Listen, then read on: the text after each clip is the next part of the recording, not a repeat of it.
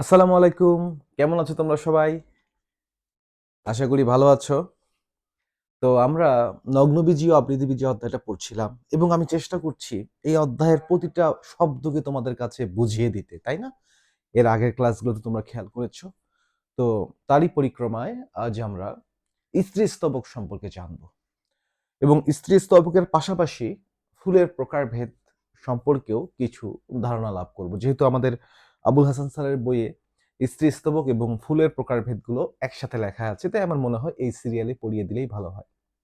তো ভাইয়া, এই যে ফুলের স্ত্রীস্তবক আছে, ফুলের স্ত্রীস্তবক বা গাইনেসিয়াম, এই স্ত্রীস্তবক আসলে কিভাবে গঠিত হয়? এই স্ত্রীস্তবকে থাকে হচ্ছে একটা এরকম গর্ভদণ্ড, গর্ভাশয়, তারপর গর্ভদণ্ড, আর মাথায় হচ্ছে গর্ভমুণ্ড। এটা হয়তো আমরা সবাই জানি, 9-10 পড়েছি, তাই না? এই হচ্ছে গর্ভাশয়, এটা গর্ভদণ্ড, আর এই মাথায় হচ্ছে গর্ভমুণ্ড। এই তিনটা অংশ নিয়ে কিন্তু স্ত্রীস্তবক গঠিত। এবং এই স্ত্রীস্তবকের ভিতরে ভাইয়া ডিম্বক থাকে এবং ডিম্বকের ভেতরে ডিম্বাণু থাকে। এই তো ফুলের স্ত্রীস্তবক। এখন এইখানে স্পেশালি যে জিনিসগুলো নিয়ে আলোচনা করা হয়েছে সেটা হচ্ছে প্রথমত এই যে স্ত্রীস্তবকের যে বলতে পারি প্রধান অংশ, বলো তো এখানে প্রধান অংশ কোনটা? একটু গেস করো তো, কমেন্টে জানাও তো যে স্ত্রীস্তবকের প্রধান অংশ কোনটা। ডেফিনেটলি গর্ভাশয়, তাই না? তো প্রথমতই এই গর্ভাশয়ের অবস্থানের উপর ভিত্তি করে ফুলকে ক্লাসিফাই করা হয়েছে। গর্ভাশয়ের অবস্থানের উপর ভিত্তি করে ফুলকে ক্লাসিফাই করা হয়েছে। তো আমি একটু এটা বোঝানোর চেষ্টা করি তোমাদের। আমরা শিখেছি যে প্রতিটা ফুলেই 5টা অংশ থাকে। একটা হচ্ছে পুষ্পাক্ষ, তারপর দল, বৃতি, পুংস্তবক, স্ত্রীস্তবক। এই তো 5টা অংশ একটা ফুলে, তাই না? তো মনে করো আমি প্রথমে একটা ফুল দেখাই, যে ফুলের পুষ্পাক্ষটা হচ্ছে এরকম দেখতে, দেখো। এই হচ্ছে ফুলের পুষ্পাক্ষ। এই যে এটা, এটা হচ্ছে পুষ্পাক্ষ। এই পুষ্পাক্ষতা আকৃতিতে অনেকটা উত্তল, তাই না? উঁচু হয়ে আছে, তাই এটা কিরকম ভাইয়া? উত্তল। এখন এই যে পুষ্পাক্ষ আছে, এই পুষ্পাক্ষের উপরে ফুলের স্তবকগুলা অবস্থান করে, যেমন এই যে স্ত্রী স্তবক, পুংস্তবক, দল, বৃতি। তো মনে করো ভাইয়া, এটা হচ্ছে গর্ভাশয়, গর্ভদণ্ড, গর্ভমুণ্ড, এভাবে আছে, অবস্থান করছে। হ্যাঁ, এই লেভেলে মনে করো গর্ভাশয় আছে। তো ফুলে আরো 2টা প্রধান অংশ আছে না? জবা ফুল যদি দেখো, জবা ফুলে লাল লাল পাপড়ি আছে, যেগুলোকে বায়োলজির ভাষায় বলা হয় দল। আবার সবুজ সবুজ কিছু পাপড়ি আছে যাদেরকে বলা হয় বৃতি। তো জবা ফুলে যদি আমরা আসি, দেখা যাবে যে এই দল, তারপরে এই বৃতি, হ্যাঁ, দল, বৃতি, এগুলো গর্ভাশয়ের নিচে অবস্থান করতেছে। ওকে, অর্থাৎ দেখো গর্ভাশয় উপরে অবস্থান করে, আর গর্ভাশয়ের নিচে বা পাদদেশে, আমরা জানি নিচে থাকাকে বলা হয় পাদদেশ, তাই না? তো গর্ভাশয়ের পাদদেশে দল এবং বৃতি অবস্থান করে। যদি এমন হয় যে দল এবং বৃতি গর্ভাশয়ের পাদদেশে অবস্থান করছে, তাহলে সেটাকে বলা হয় গর্ভপাদফুল, গর্ভপাদফুল। এবং দেখো, যেহেতু এখানে গর্ভাশয়টা উপরে থাকে, তাই এটাকে অধিগর্ভ ফুলও বলা হয়, অধিগর্ভ ফুলও বলা হয়। আর ইংরেজিতে বলা হয় হাইপোগাইনাস, হাইপোগাইনাস।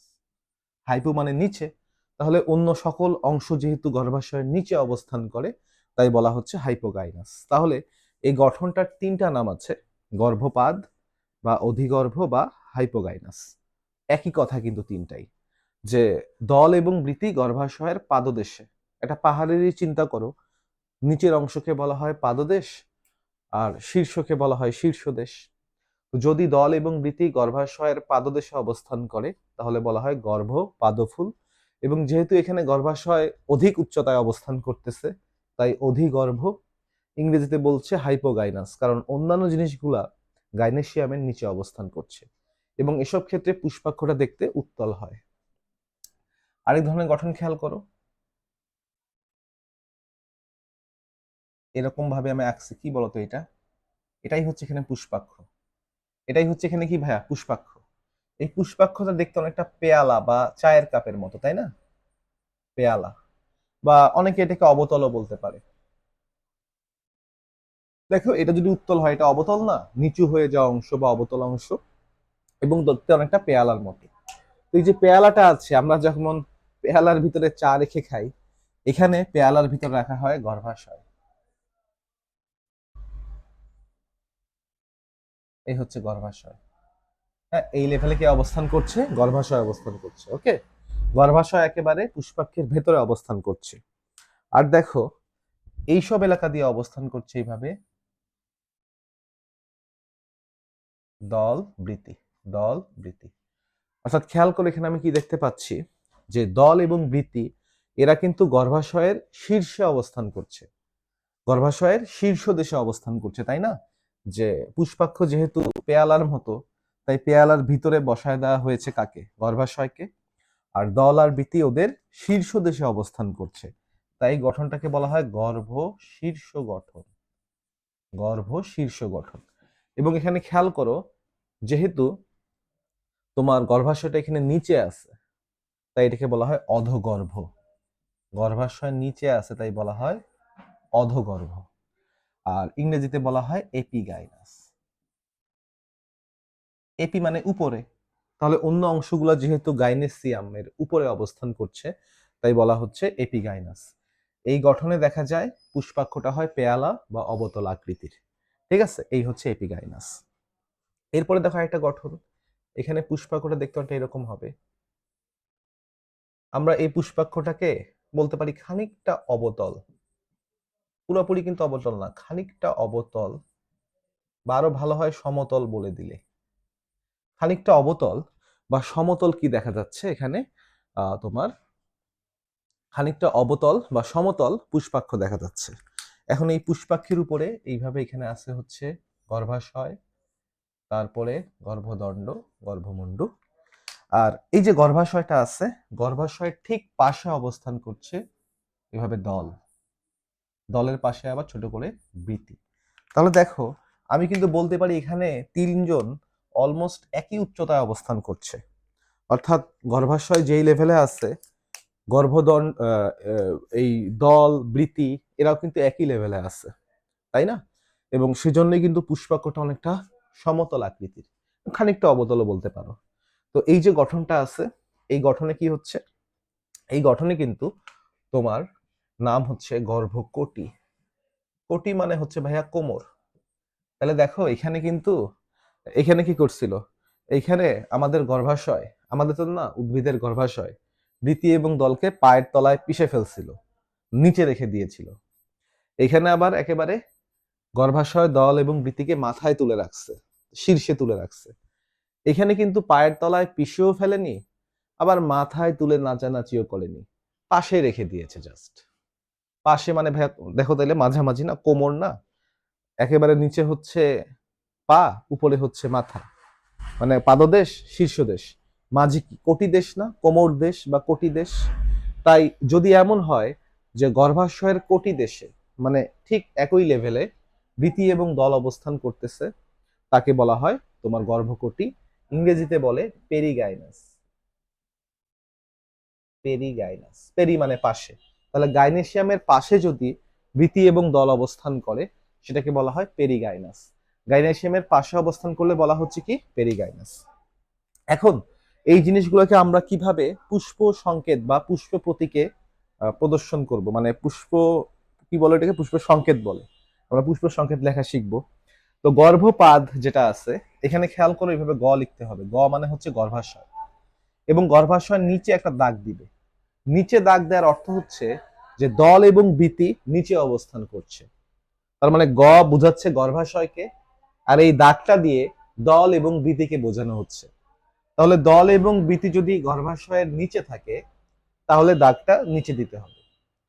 আবার গর্ভের শীর্ষে দেখো, গ দিয়ে গর্ভাশয়কে বোঝানো হবে, এবং এখানে কিন্তু দল আর বৃতি গর্ভাশয়ের শীর্ষে বা উপরে অবস্থান করে, তাই এই দাগটা উপরে দিতে হবে।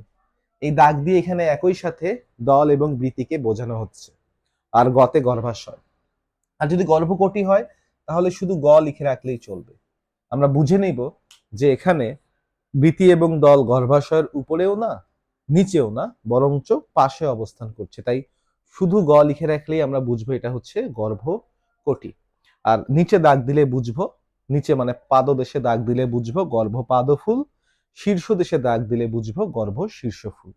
এখন আমাদের একটু এগুলোর এক্সাম্পল গুলো দেখতে হবে যে গর্ভপাদ ফুল কে আছে, সরিষা, জবা, ধান। সরিষা, জবা, ধান।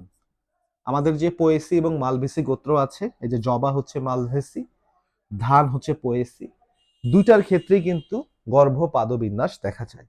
এরপর আমাদের যে গর্ভশীর্ষ আছে, গর্ভশীর্ষের এক্সাম্পল হচ্ছে কুমড়া এবং পেয়ারা। আবুল হাসান স্যারের বইয়ে কুমড়া এবং পেয়ারা দেয়া আছে। আমি পাশাপাশি আরেকটা এক্সাম্পল লিখতে চাই তোমাদের পরিচিত, সেটা হচ্ছে আপেল। বাংলাদেশি আপেল হোক, সৌদি আপেল হোক, আর কাশ্মীরি আপেল হোক, আপেলে কিন্তু এটার মধ্যে পড়ে।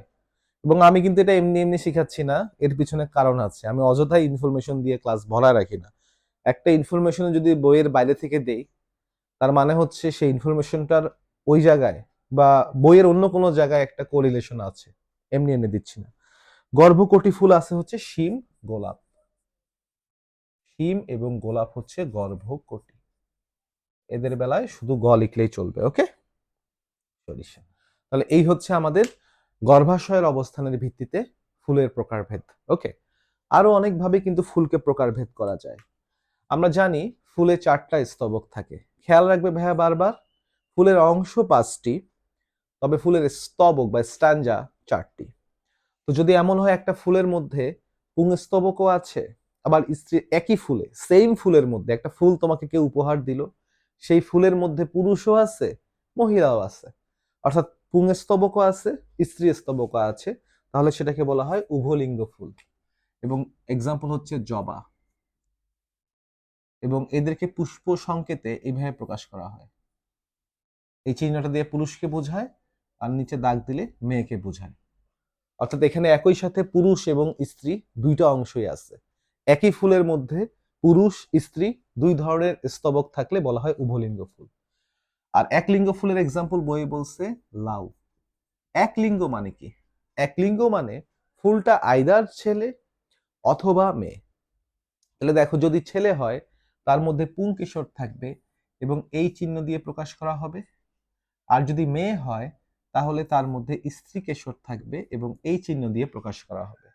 তোমরা হয়তো জানো যে ছেলেরা বর্ষা মেরে কি করত, পশু শিকার করত, ঠিক আছে, এভাবে বর্ষা নিক্ষেপ করতো। তো তাই এই চিহ্ন দিয়ে পুরুষদেরকে বোঝানো হয়। আর মেয়েরা এভাবে আয়না ধরে বাসায় রূপচর্চা করত, এখনো করে। ছেলেরা যদিও বর্ষা নিক্ষেপ করা বাদ দিয়ে দিছে, বাট মেয়েরা ওই রূপচর্চা করা ছাড়ে নাই এখনো, এইভাবে রূপচর্চা করে, এরকম একটা আয়না ধরে। এই জন্য ওই চিহ্ন দিয়ে মেয়েদেরকে বোঝানো হয়। তাহলে এগুলো হচ্ছে একলিঙ্গ উভলিঙ্গ।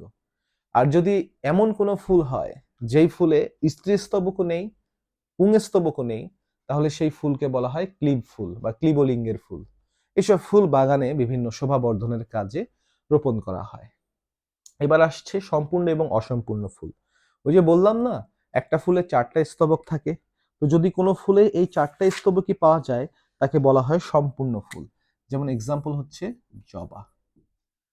4টা স্তবকই পাওয়া গেলে বলা হয় সম্পূর্ণ ফুল। তবে যদি কোনো একটা ফুলের 4টা স্তবক না থাকে, 4টার বদলে 3টা বা 2টা স্তবক থাকে, বলা হয় অসম্পূর্ণ ফুল। এক্সাম্পল হচ্ছে কুমড়া। কুমড়া হচ্ছে অসম্পূর্ণ ফুল, জবা হচ্ছে সম্পূর্ণ ফুল। এছাড়াও ফুলকে বহু প্রতিসম, এক প্রতিসম এবং অপ্রতিসম বলা যায়। প্রতিসম মানে কি? এই যে আমি দাঁড়িয়ে আছি, তুমি যদি আমাকে নাক বরাবর কাটো, তাহলে ডানে এবং বামে একই রকম 2টা অংশ পাওয়া যাবে। তাহলে আমার যদি একই রকম 2টা অংশ পেতে চাও, কয়টা তলে তুমি কাটতে পারো? জাস্ট একটা তলে। তাই আমি হচ্ছি এক প্রতিসম, তাই না? মনে করো আমি একটু এখানে দেখাই জিনিসটা। আমাকে যদি এইভাবে কেটে ফেলো, ডানে বামে কিন্তু সমান হব। আমার শরীরে মাত্র একটা তলই আছে, যেই তলে আমাকে সমান 2 ভাগে ভাগ করা যায়। আবার আমি যদি তারা মাসে যাইতাম, সেখানে কিন্তু অনেকগুলা তল আছে, ঠিক আছে?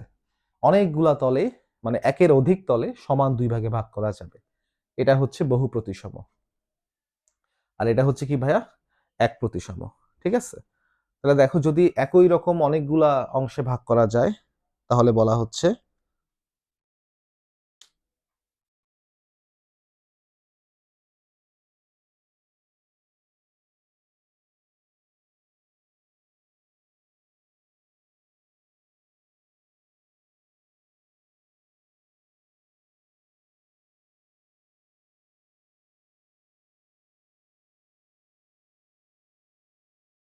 তাহলে দেখো যদি একাধিক তলে সমান দুই ভাগে ভাগ করা যায় তাহলে বলা হচ্ছে কি বহু প্রতিসম।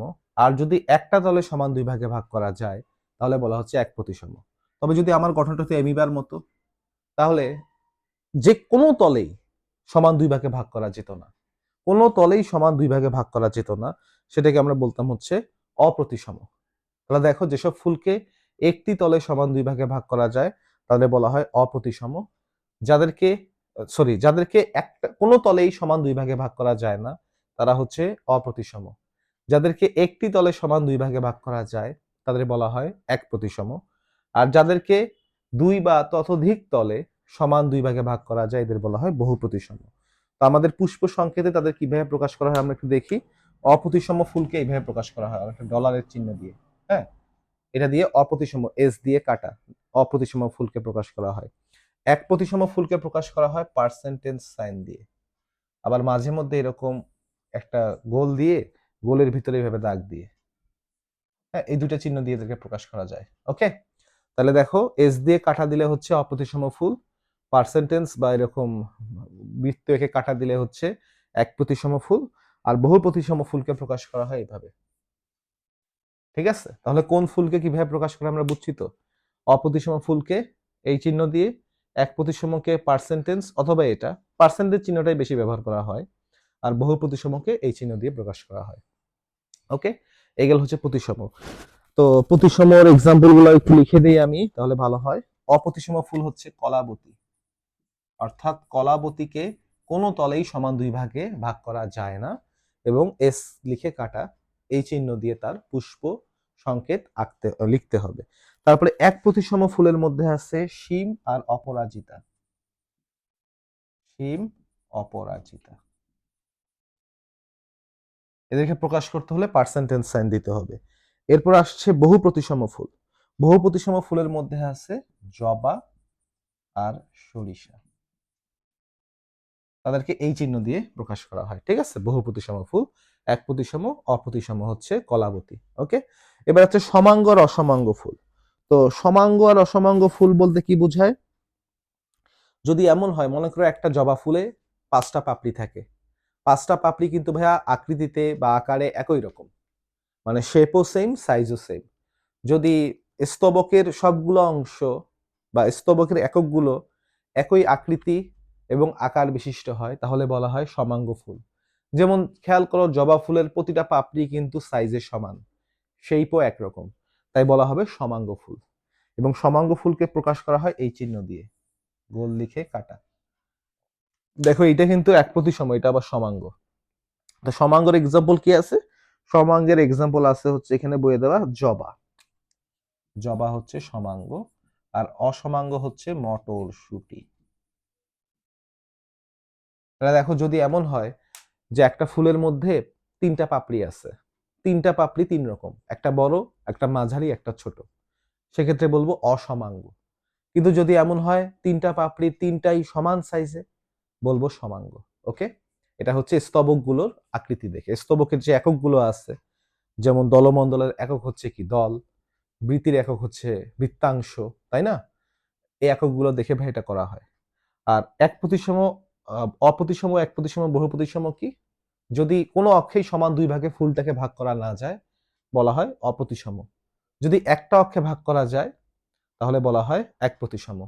যদি দুই বা তার চেয়েও বেশি তলে সমান দুই ভাগে ভাগ করা যায় বলা হবে বহু প্রতিসম। ক্লিয়ার কি জিনিসটা? এইটুকু আশা করি বুঝতে পারছি। এরপরে দেখো এখানে বইয়ে কিছু কথা লেখা আছে, সবৃন্তক ফুল, অবৃন্তক ফুল। সবৃন্তক ফুল মানে যেই ফুলে বোটা আছে, অবৃন্তক মানে যেই ফুলে বোটা নাই। যেমন রজনীগন্ধা পড়ছিলাম, ওই যে আমরা পড়ছি না স্পাইক আর স্পাইকলেট, ওটা কিন্তু ভাইয়া বোটাহীন ফুল। তারপরে ত্রংশক মানে ট্রাইমেরাস, পেন্টামেরাস, আর হচ্ছে টেট্রামেরাস।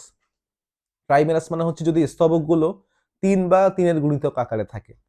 মনে করো তিনটা তিনটা দল করে তিনটা বা ছয়টা বা নয়টা 12টা পাপড়ি আছে, তাহলে বলবা কি? তাহলে বলবা হচ্ছে ট্রাইমেরাস। যদি চারের গুণিতক হিসেবে হয়, চারটা বা আটটা বা 16টা এভাবে আছে, তাহলে বলবো টেট্রামেরাস। আর যদি 5 বা 5-এর গুণিতক হয়, যেমন 5 বা 10, 15, 20 এভাবে আছে, তাহলে বলবো হচ্ছে পেন্টামেরাস। ঠিক আছে, ইজি একটা জিনিস। তারপর গর্ভপাত, গর্ভশিষ্য, গর্ভকর্ণী তো লিখে দিয়েছি তোমাদের। আচ্ছা, আর এখানে কি বলার মতো কিছু আছে? নাই। আমি আশা করি তোমাদের এগুলো বুঝাতে পারছি, পুষ্প প্রতীকগুলো দেখাতে পারছি, আর হচ্ছে উদাহরণগুলো সবাই মনে রাখবা। পাশাপাশি এখানে আপেলকে কেন বললাম এটা আমি পরে ব্যাখ্যা করব। আপেল হচ্ছে একটা অপ্রকৃত ফল, তাই না? এবং কেন আপেল অপ্রকৃত ফল সেটা ব্যাখ্যার সময় কিন্তু দরকার হবে যে আপেল যে এপিগাইনাস ফল, এপিগাইনাস জাতীয় ফুল ছিল, সেই ইনফরমেশনটা তোমাদের জানা থাকতে হবে। থাকলে তোমরা সহজে বুঝতে পারবা যে কেন আপেল হচ্ছে অপ্রকৃত ফল বা পোম বলা হয় যেটাকে। ক্লিয়ার কি সবাই জিনিসগুলা? আশা করি। তো এই হচ্ছে স্ত্রী স্তবকের গঠন এবং তার সাথে পাশাপাশি ফুলের প্রকারভেদ।